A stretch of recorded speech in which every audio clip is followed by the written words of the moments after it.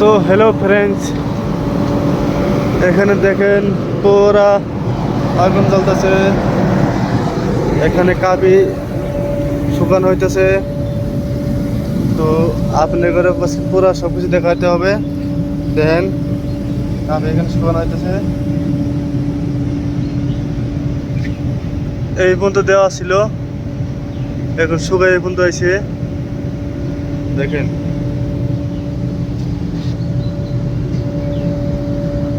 তো hello guys,